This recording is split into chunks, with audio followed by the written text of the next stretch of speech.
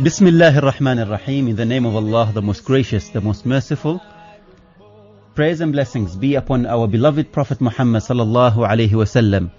Dear brothers and sisters, dear listeners, Assalamu alaikum wa rahmatullahi wa barakatuh, and welcome to the Modern Family. Every day live from 90.4 FM with a parenting show that has a modern twist to it. And every day we are covering a brand new topic, important topics to the modern family, and giving parenting tips. Today's topic would be on food and diet. To me, this is one of the most important topics here. And because, as you know, Hatim, you are what you eat. Yes, definitely. Whatever you fill your tummy with becomes part of you, flesh and blood. So it's very important for us to talk about this topic. What do we eat? How healthy? What we eat? Do we normally find out a lot about what we eat, or do we just stuff ourselves? Where do we get our food from? A lot of questions that need to be answered. And most of these questions people don't know the answer to. Or some of them think they know. We thought we knew a lot about our food. But inshallah today we have our honorable guest, Muhammad Farouk, who is a telecom engineer and has a very keen interest in media. So, Brother Farouk, salam alaikum. Wa alaikum assalam wa rahmatullahi wa barakatuh. Thank you very much for inviting me to this very important program. You're welcome. Okay. It's an honor. It's an honor to have you here. Okay. And we would like to take your take on this. What do you think, first of all? Should this topic be on the priority list on a parenting show, or shall we be focusing on something more important? Definitely, like you mentioned earlier, you are what you eat, and I would like to add to it, and how much you eat. Yeah. So it's very important to keep the physical body fit, and food is the primary ingredient for that. You can look at food as medicine, and like you said, what goes in affects a lot, not just our body, but our soul as well. Exactly. So dear listeners, you can tune in on 90.4 and call us and join the discussions today on 24602058. That's 24602058. The food industry has shifted quite a lot. We used to have food coming from farms into our plates, maybe via a local market. Today, our food, be it fruit and vegetable or even meat and poultry, comes from factories. How did that change the way we eat? How did it change our habits? And how did it change the way we live and our health? These are the things that we would like to discuss. But first of all, Muhammad, let's talk generally about importance of eating and food and health. Definitely. Like I mentioned earlier, food not only impacts your body, but it impacts your soul as well. Mm-hmm. And hence, Islam puts a lot of emphasis on the do's and don'ts when it comes to food. For example, which foods are permissible and which are not, which are recommended, and it even talks about moderation when it comes to eating. For example, it says in the Noble Quran, in chapter 2, verse 172, O believers, eat of the good and pure, that is lawful, that we have provided you with, and be grateful to Allah if you are true worshippers.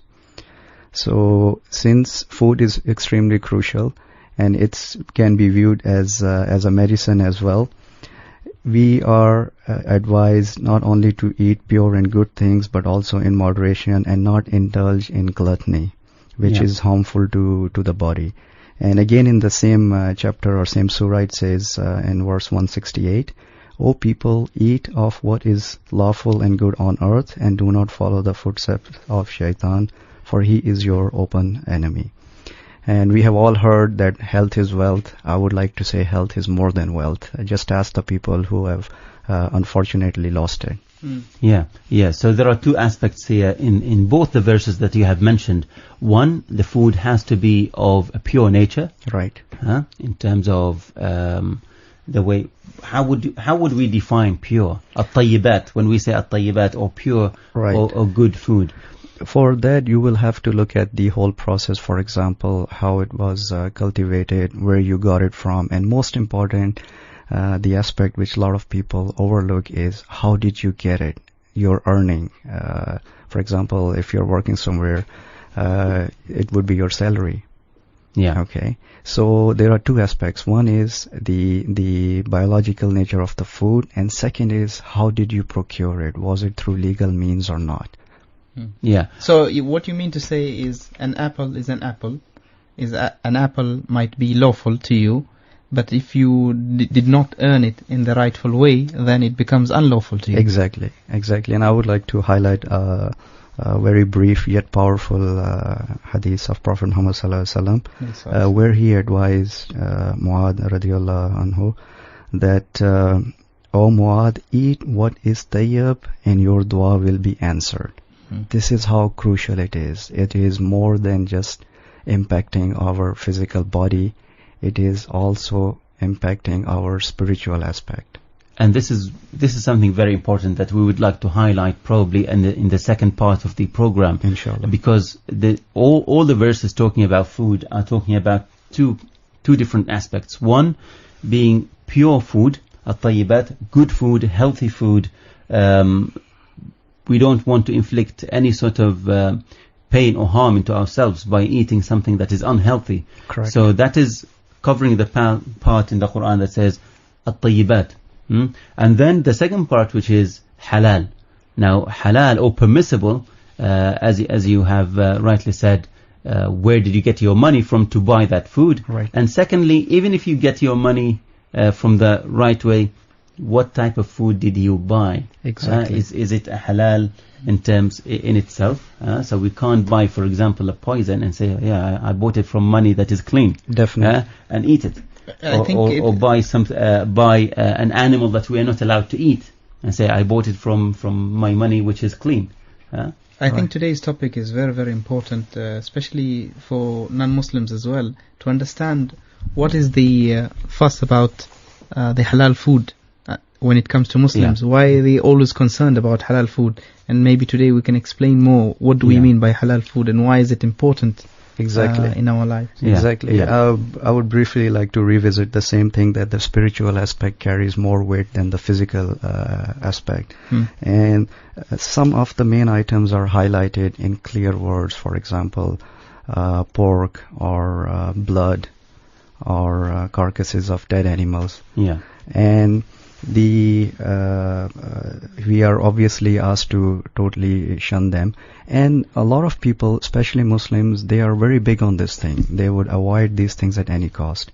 However, when we move towards processed foods, few people actually pay attention in the ingredients which are involved in, for example, the packed food or the canned food or the food which is served to you at an outlet. So this is a point that needs to be highlighted, that yes, alhamdulillah, we are avoiding pork and blood and so on and so forth. But how about the ingredients which are included in the food that you're eating? How conscious are you about that? And how big of an effort you're making to investigate that and to protect you and your family?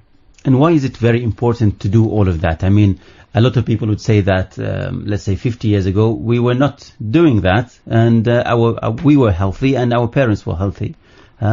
But time has changed. As you said earlier, the way we used to cultivate our food is different. We used to buy everything locally, and now it has changed. Food comes from all over the world. The plates that we have are international. Right. And because the way we import food had to be preserved in a very particular way. It has a lot of additives. So it would be good if you could take us into the journey of the food since it's being cultivated until it becomes into our plates. Exactly. It would put things into perspective. Well, initially, most of the people, they grew their own food. Later on, this trend cascaded down into the local markets, where the neighbors or the community people got together and exchanged items from each other, or bought and sold items in the local market. However, slowly this trend faded away, and we saw the rise of corporates, where the term of processed food came first time on the scene. Mass production. So in one way, this turned into an unhealthy cycle. And second thing, it had other economic impacts as well, where, for example, when you were buying from your neighbor, and that gave you a chance to talk to him and get to know him and his family, now you're just going to a marketplace and picking up something off the shelf, knowing very little about the background. Its origin. Exactly, or how it got to you for that matter, and then consuming it. So in one way, this is impacting the economic aspect, where, for example, if your neighbor who was a farmer, you're not supporting him anymore indirectly. So we need to consider that as well. However, this global village concept might be very appealing in terms of technology and transfer of knowledge and things of that nature. But when it comes to food and nutrition, there is a big trend globally where people are actually going back to their roots, so to speak. You see the trend of having small gardens. People who live in flats, they grow whatever they can even in their flats. And you get a good feeling also when you get involved in the whole process instead of picking up something off the shelf. I mean, the mass market, the production for mass markets, and having these massive farms thousands of miles away from where it's going to land.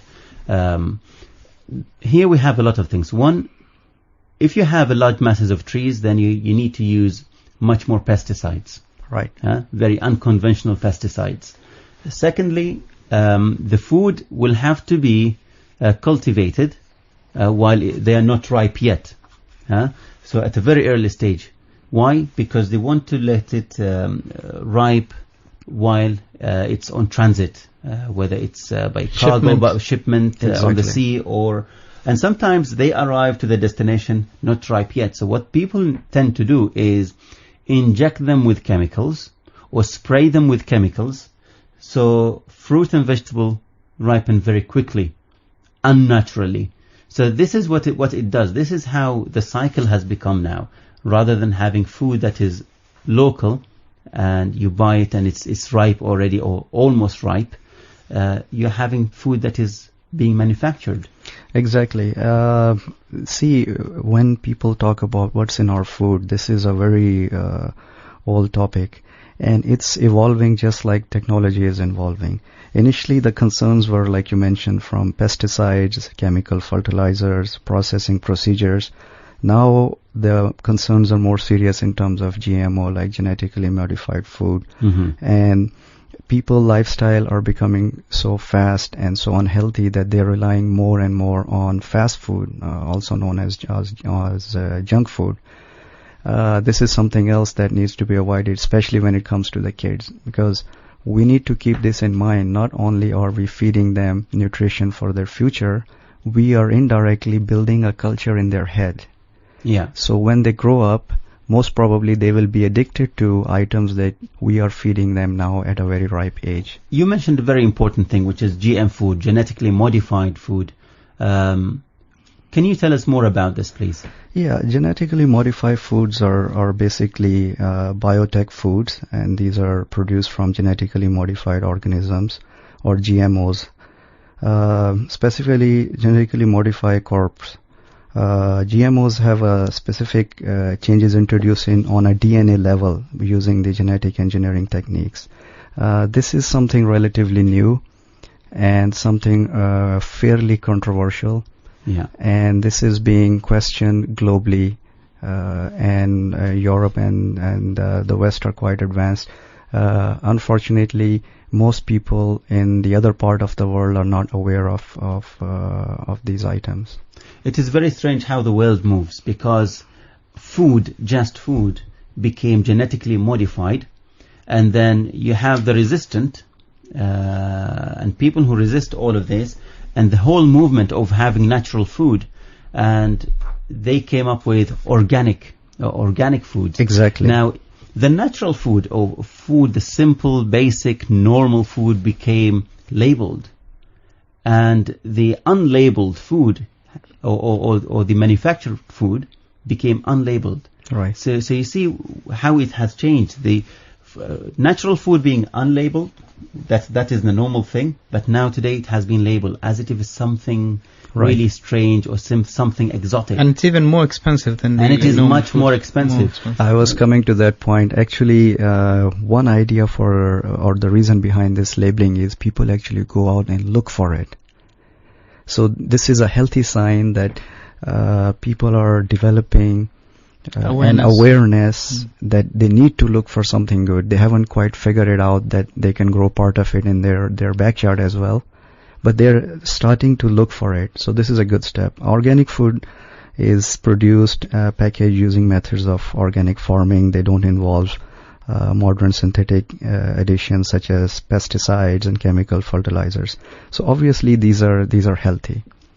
Okay, I think we spent a lot of time talking about how the change came about into the food industry, and mainly we focused on products, crops, but this covers also poultry, and more specifically chicken, I think, more than anything else. Right. The favorite. Yeah. It's the favorite thing, and because it's favorite, there is a big demand for it. Hence, businessmen are always after big chicken farms where they, rather than having chicken as animals with souls, you have chicken as machines, being bred like machines. They live like machines, fed like machines, and even genetically modified. So there are parts of the bodies of the chicken become larger, so they could sell them separately. Exactly. This is a prime example of profits before people. Animals, especially since you mentioned chicken, they are kept in rather inhumane conditions. What we need to do is, it's an issue of supply and demand. If enough people develop awareness where they start looking for alternatives, and there are alternatives available. Most of the governments, they have food policies, and they are trying to become self-sufficient. However, we as consumers need to make an effort where we are willing to pay a little bit more in order to get something healthy, something which is more in line with humanity, so to speak, and also support the local SMEs in the process. This is a byproduct that small and medium enterprises get support when we go to a marketplace and we deal with them, which is directly in line with the government's vision as well. So instead of dealing with processed food, which we don't know where it came from, halfway around the globe, how it got here, where were delays, were the temperatures maintained or not. So this is the best thing to do. Okay. Muhammad, we would like to go into the next topic, which is how do all of these affect our health? And because this is a parenting show, let's focus on children. How does it affect children's health specifically? Before we go there, we would like to mention, let's say, the main things that are common in today's food. So, dear listeners, here we are not going to talk about which food is healthy for you, which type of vegetable is good for you, or which type of meat is good for you. That is not the topic of today. We would like to cover more the trends of food. What is becoming our habits? What is the healthy habit of eating? And give alternatives, inshallah. So you can always join us and call on 24602058, 24602058. So Muhammad, you mentioned several things now. Right. We have food that is genetically modified. This is number one. We have additives like colorings. We have additives such as preservatives. Yeah. We have additives such as flavor enhancers, artificial flavors. We have mechanically reconstituted food, like the majority of the burgers and sausages, where the meat is actually minimum in whatever we eat. The majority would be fat, would be waste, bones maybe, crushed bones. So these are the things that are in the modern food. Right. What are the health risks and how does it affect our children's health? One more thing before you get to Muhammad, is the way we cook our food now. Mm-hmm. That also gives an effect. In the olden days, people used to cook by using wood or charcoal. Mm-hmm. And now people are moving towards a microwave and anything which is faster than that. Yes.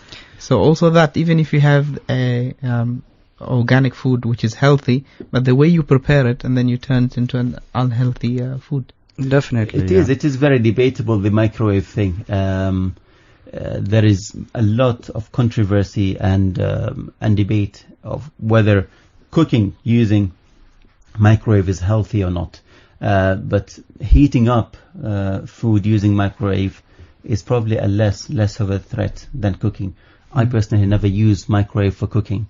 I might heat up something, but never cook with it.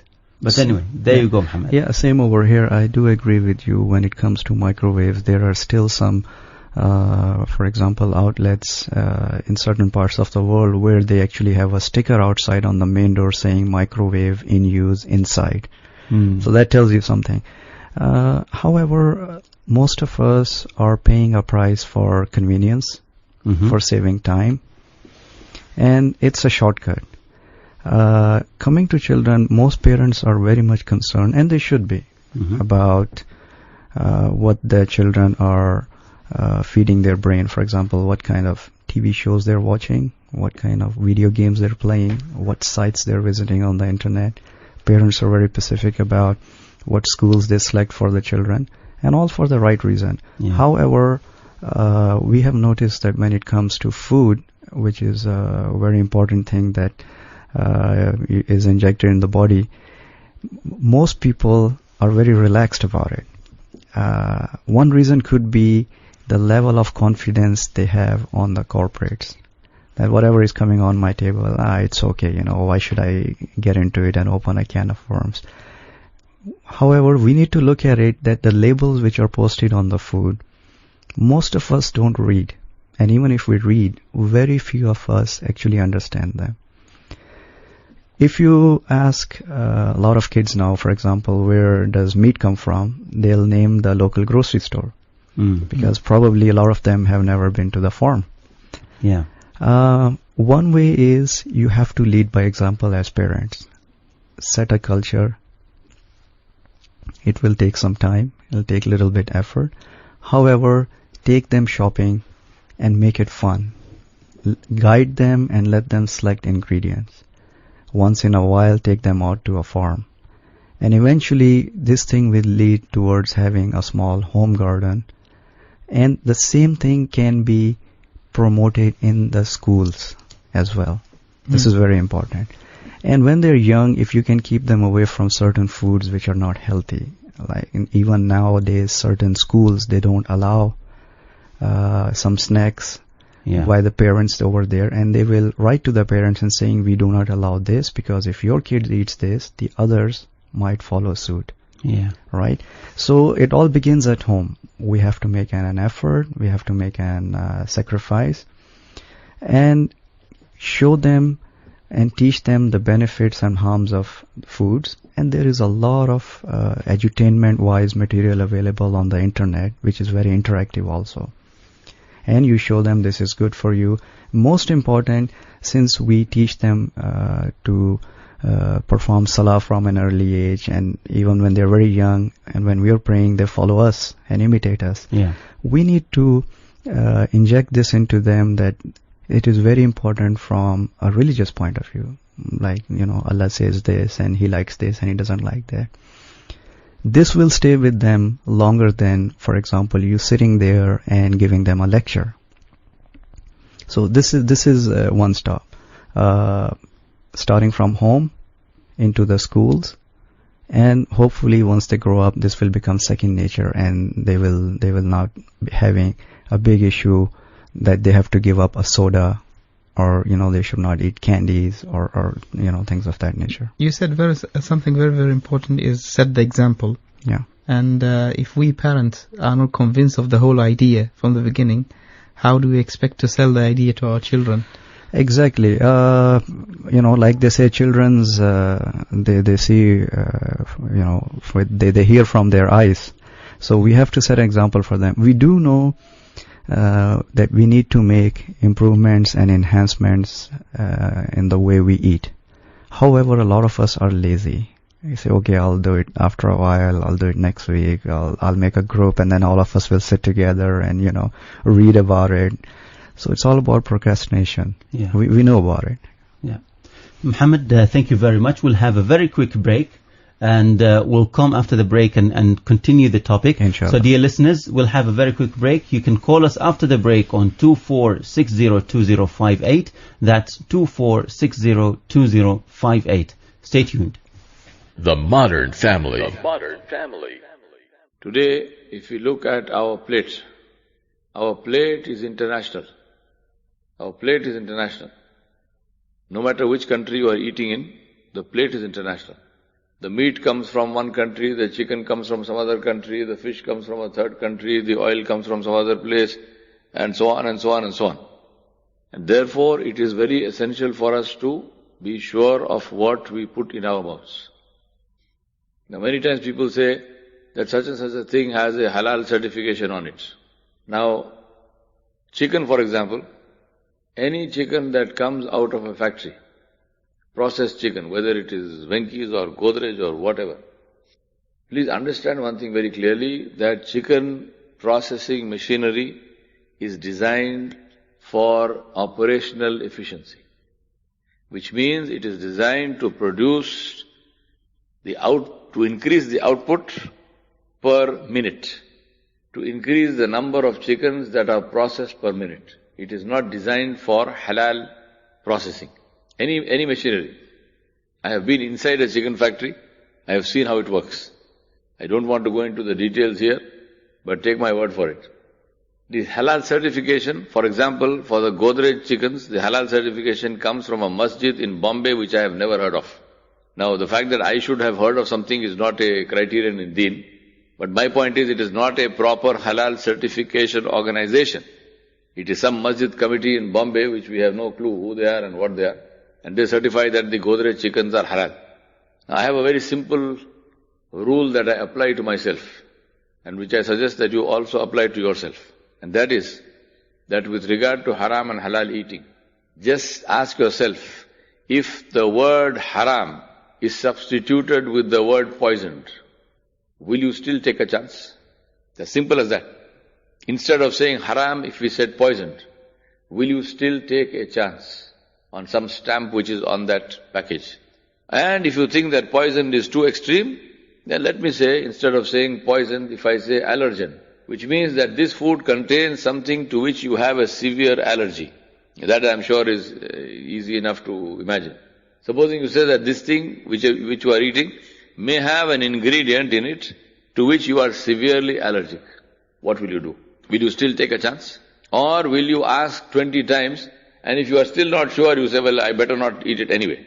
Even though all these people are saying it's okay, I'm not sure that I can believe them, so therefore, let me not eat it anyway, because after all, I am not dying of starvation, and I have multiple choices.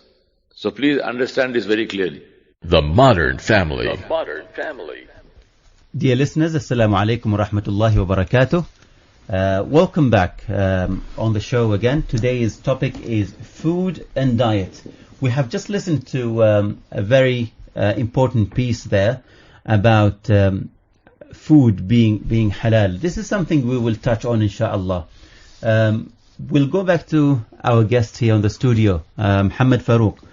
Muhammad, tell us more about the health risks of mechanically reinstituted food, additive, colorings, and how much we eat of it or we give our children to eat that food, because it's convenient, it's very fast to cook, and probably it's what the kids want. Our children are craving all of these because of the high salt content, high sugar content, and the enhanced flavors?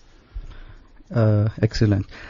See, what's going on is some of the processed foods, like you mentioned, because a lot of artificial ingredients are present, the ratio of the taste changes. Mm-hmm. And sometimes you will see your kids will scream and cry for a particular candy. What happens is, because of this, they would eat more than what their body needs. And this will start developing an early age of obesity. So not only are we hindering their growth, Mm-hmm. in terms of, if we talk about candy specifically, there's a high risk of sugar abnormal levels in them from an early age, Yeah. which in future would lead towards weight, And extra diabetes. weight, diabetes, exactly, Yeah. which is a global disease now, and also rotting of the teeth. These are some of the things that you can see visibly. The other thing is you will see certain changes in their behaviors. Yeah. Okay. So it's not only the physical health, but the mental and emotional health as Oh, well. definitely. I'll give you an example. For example, if a kid eats too much candy, or anything for that matter, do you think he or she will be able to pay attention at school? No. Yeah. It will change, what do you call it? It will create changes in their mood. Okay. It will affect their attention level. And it will make them lazy. And by the way, these effects take place on adults as well. However, since children are very young and their immune systems are not as strong as adults, Yeah. the impact is more on them. So you see nowadays globally more and more obesity in children. Yeah. If you look at the stats, they are really frightening. And new forms of diseases are coming up.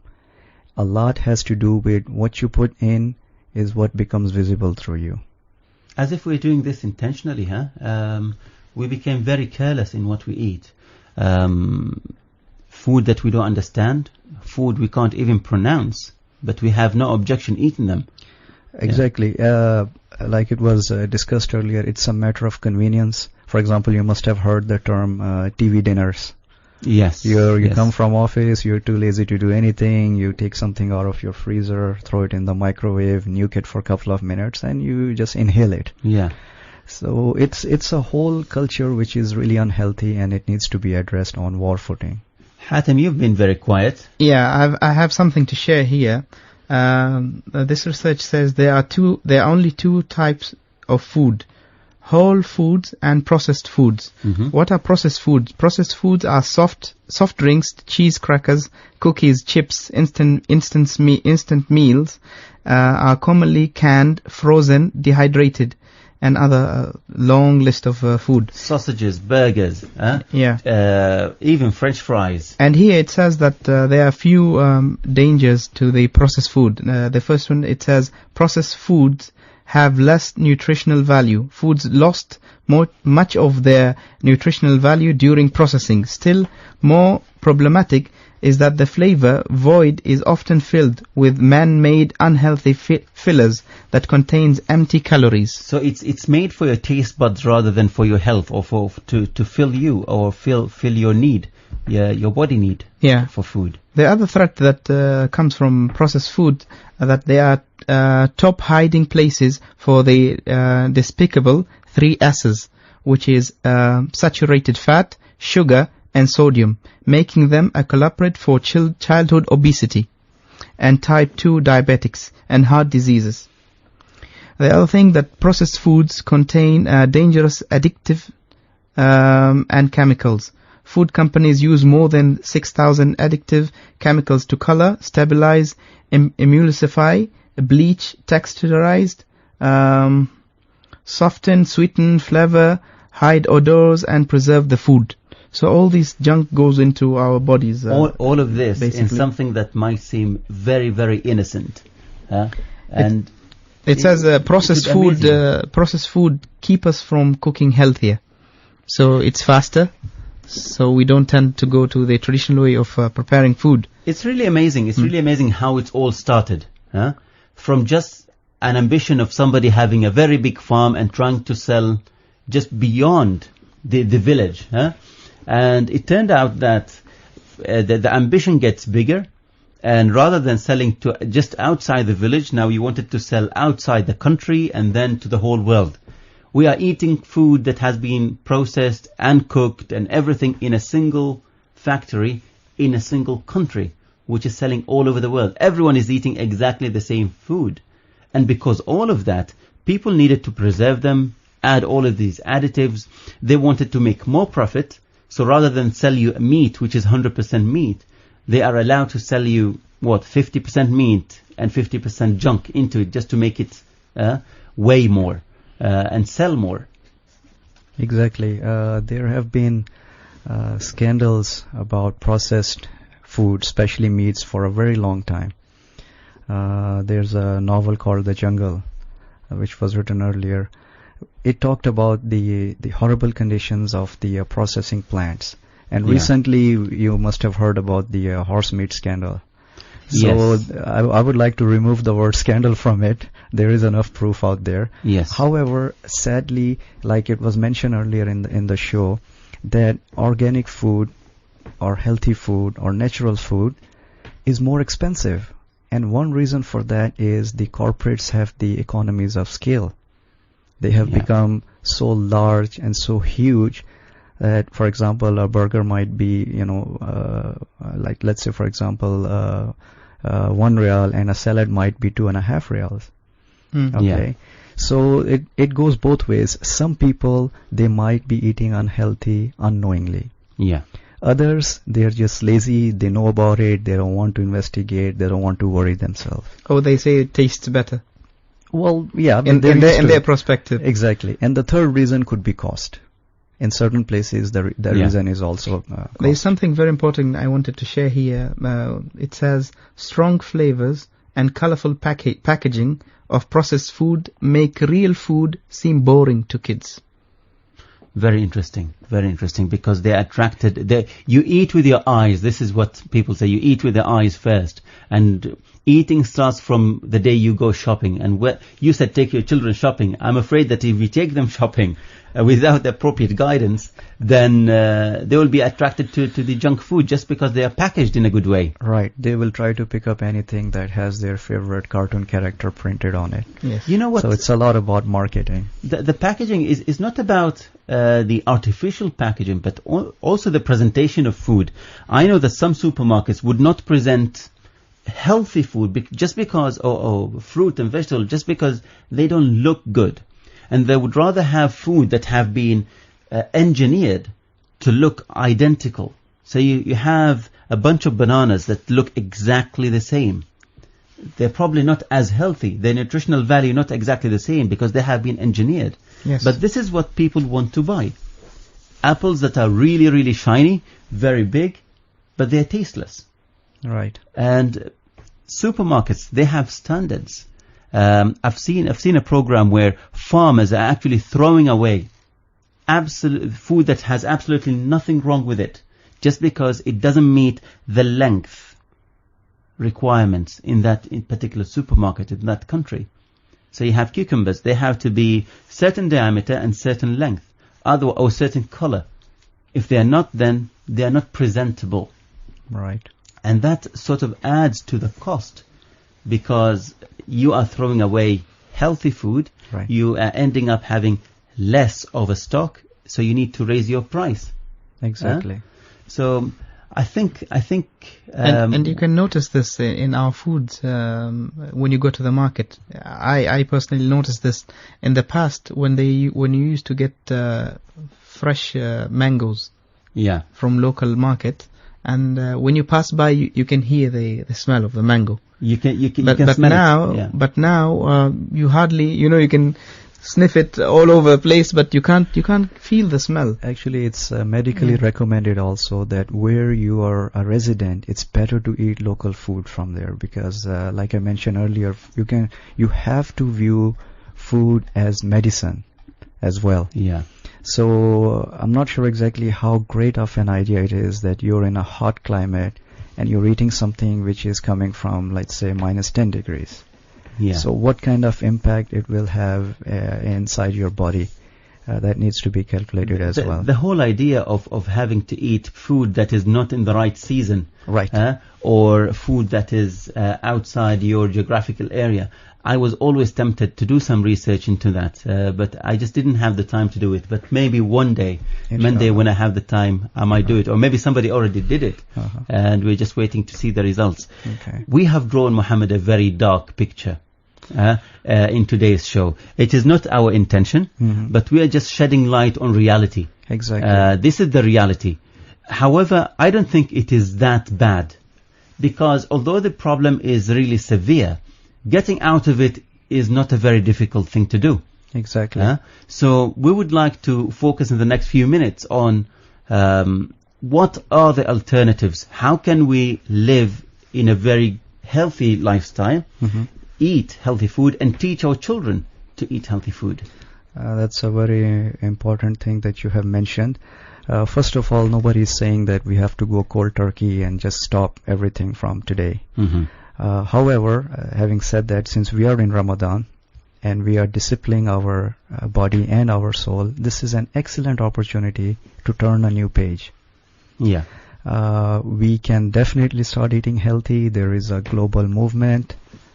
It has lots of benefits, not just for your body and your soul, but the whole community in terms of economic benefits.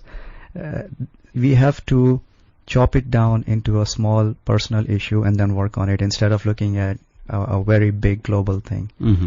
We can start from ourselves, our children who are under our direct command, our family, and then hopefully this thing will pick up with the neighbors and so on and so forth. It took us some time to get to where we are now, to the point where a farmer also sells all his produce to one big processing plant, and he thinks that it's his win. So it will take us time to get back to, for example, normal, if I'm allowed to say. There is light at the end of the tunnel. There are healthy alternatives available. Here in Oman, for example, a lot of things are available which are local. Yeah. So it's a matter of creating awareness. It's a matter of highlighting the benefits, and masses will make the right decision. So I think what you're saying now is that as parents, we need to shop locally as much as we can. We need to increase our awareness on what we eat when we are buying something that is coming from abroad or something that has been packaged. We need to read the labels. We need to understand the labels. If we don't, we need to ask, we need to research. Exactly. I would like to add to that and say one of the important tips that we could give parents and families is that when you cook something, you really need to cook from scratch as much as possible. Try and rely less and less on anything that came in a packet or anything that came in a tin. You can buy beans, for example, that are dried from the market, right, that have never been packaged, processed, or processed. Or you can buy the same beans which have been moist and kept under moisture and in small tins. To me, I would rather buy it dry. So you start from scratch. When you buy vegetables or fruit, do not buy ones that have been frozen. Start from scratch. If you buy, let's say, spices, buy whole spices rather than buying them that have been ground, and grind it at home. We have heard last week, I was listening to the radio to Chef Isa, where he said, do not buy cumin seeds, which are ground cumin seeds, because normally they put wood shavings into it. I think we have a caller. Assalamu alaikum. Alaikum salam. How are you, sister? Okay. I just want to check. They were talking about we buy local, but what I'm confused, like most of the local food, they use fertilizers, so which is the same. Okay. So we use fertilizers, yes, but the fertilizers themselves are not the main danger in our food. We are talking about multiple dangers in food using pesticides, chemical fertilizers. Most importantly, additives, food additives. Okay. Yeah, food additives, preservatives, and sometimes when we buy fruit and vegetables that are brought from outside the country, they are sprayed with dangerous chemicals just to make them ripe very quickly. But the local produce, you are eliminating the majority of that. Yes, you are right. Sometimes they use pesticides and they don't give it enough time for the pesticides to go away. But you can always soak whatever fruit and vegetable you buy in warm water and salt. This is a very interesting point. Some of the fruits, you will be surprised to notice, they even polish them to make them look nice and presentable at the local store. Yeah. Yes, I just wanted to mention that why don't we also have one of the recommendation is to have attempt to grow vegetation in our homes. Most of us have gardens and we have these beautiful plants and flowers, but I think it's more important to have vegetables. The government is giving every Omani citizen 600 square meters of land. This is the average, 600 square meters. And the build-up area is about 50% of that. So you build up 30% of it.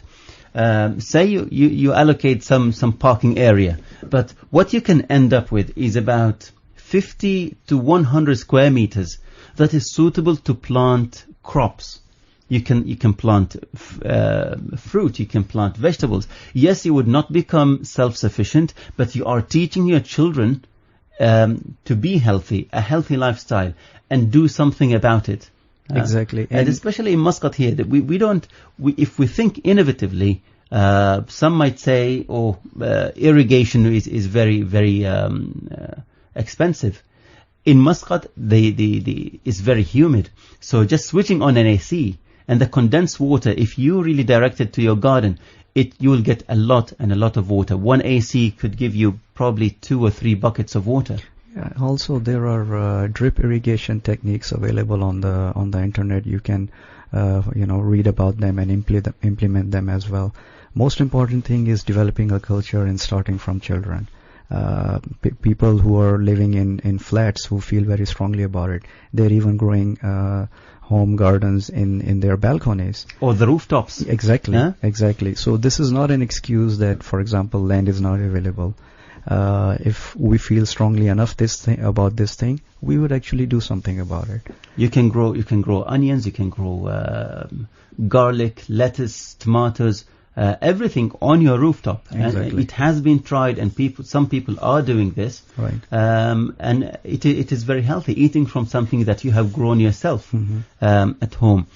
When it comes to poultry, probably not everyone can do that. Can have, let's say, chicken or goats in their homes.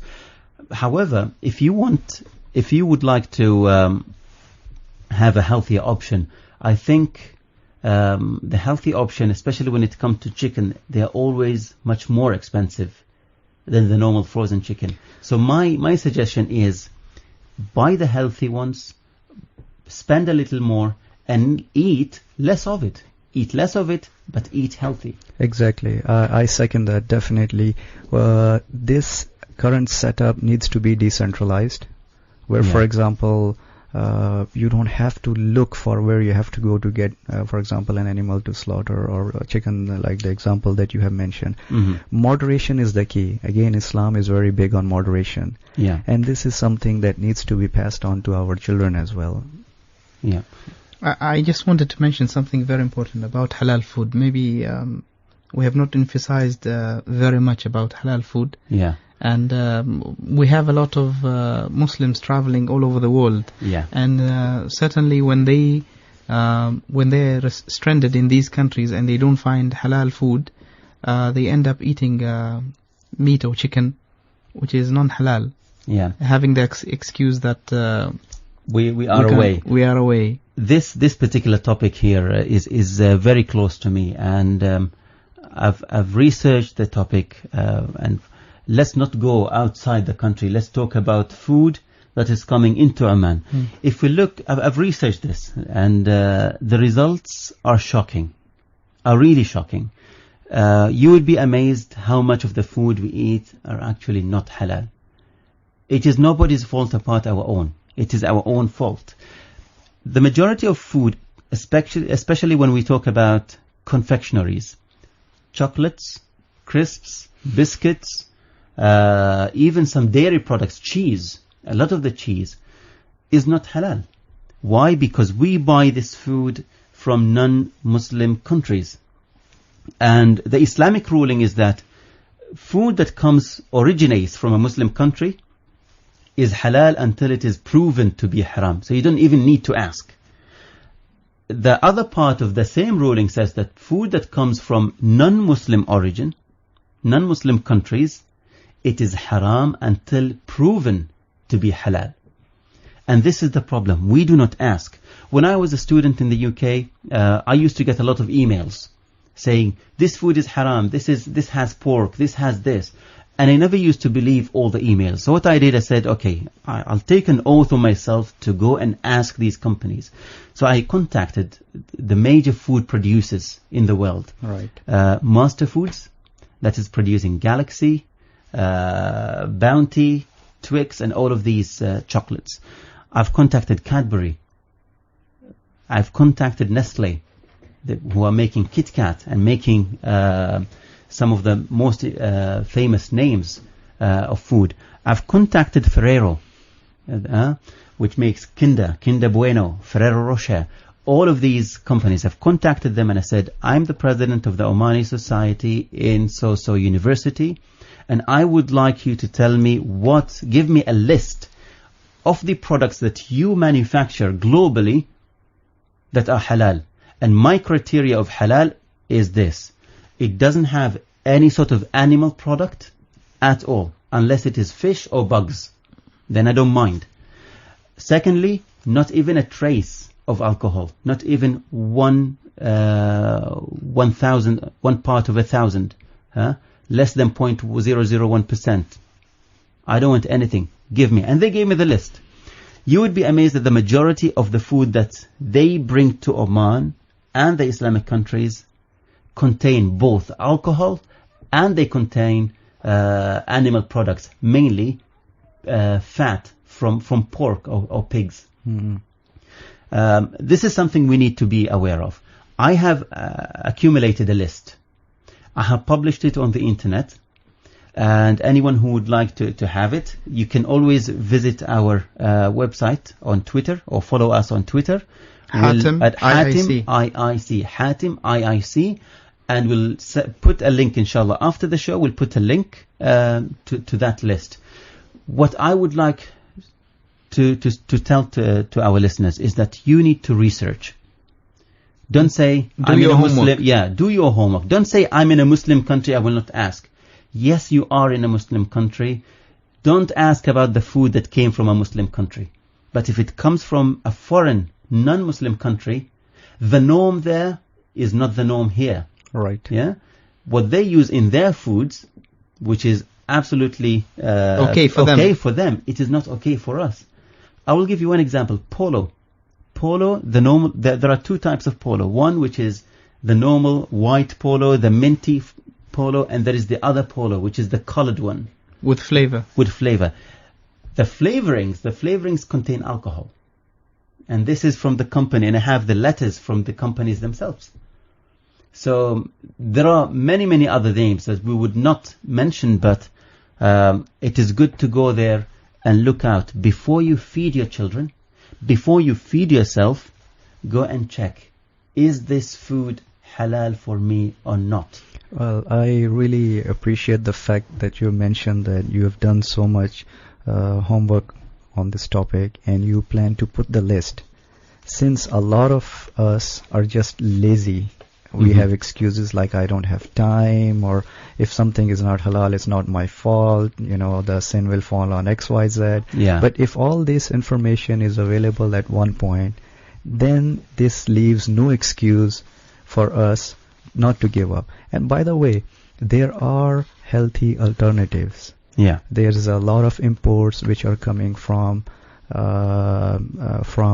Muslim countries, not just only in the Khaliji countries, but other countries. For example, the Turkey, the sweets coming from there. Yeah. They're at par with other sweets available internationally.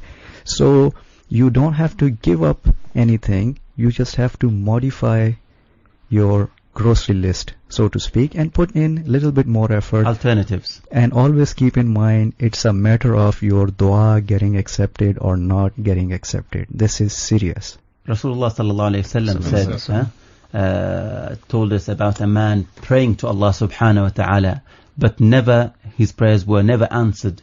And the reason, how can his prayers be answered when he's eating haram, he's dressing haram, he's drinking haram?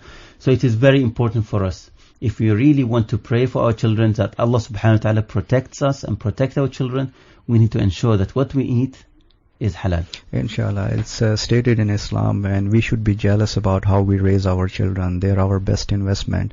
Hopefully once we're gone from this planet, they'll make dua for us, and inshallah Allah will accept that dua. So if you look at it, there are lots of very strong reasons to put in effort, extra effort than what we're doing, in order to see what we are feeding ourselves, and most important, what we're feeding our children, because we can reason and make a decision. They cannot. They are depending on us, and we are responsible for them. And I think it is a shared responsibility. It's for the parents, for the family, for the society and the state to do something about it. Because I really like what India did. India said to the major companies that are producing food, okay, we are vegetarians, the majority of us are vegetarians, so when you bring food to us, we want to know that it is vegetarian. So there is, you would see in a lot of food nowadays, there is around a circle, a green circle in a white box. And that is some sort of trademark. And that is being implemented in a lot of major companies. All of these companies have started implementing this, and that is because India has requested that. Otherwise, if you want to sell your merchandise in our country, these are our terms and conditions. Excellent. Yeah? And I think as Muslims, we need to do that as well. Exactly. So, Brother Muhammad, this is a show that would never end if we continue talking about food and health. But thank you very much for being a very good guest, and we've learned a lot from you. Thank you for inviting. Dear listeners, on behalf of me and Hatim, we thank you very much. Our topic tomorrow would be on road safety. Road safety and home safety. Home safety or road safety? Home safety. Okay, we'll start with home safety, and day after tomorrow it will be road safety. Dear listeners, we'll leave you with the thought of the day with Hatim. Almighty Allah says, He created the heavens without pillars that you see, and has cast into the earth firmly set mountains, lest it should shift with you, and dispersed therein from every creature. And we sent down rain from the sky, and made grow therein plants of every noble kind. This is the creation of Allah. So show me what those other than Him have created. Rather, the wrongdoers are in clear error. Dear listeners, if you missed our show today, then you can listen to the repeat at 9 p.m. The show is repeated. The Modern Family is repeated 9 p.m. daily. So thank you very much, and we'll see you tomorrow from me, Wa'il Al-Harrasi and Hatim Al-Absalam. Assalamu alaikum.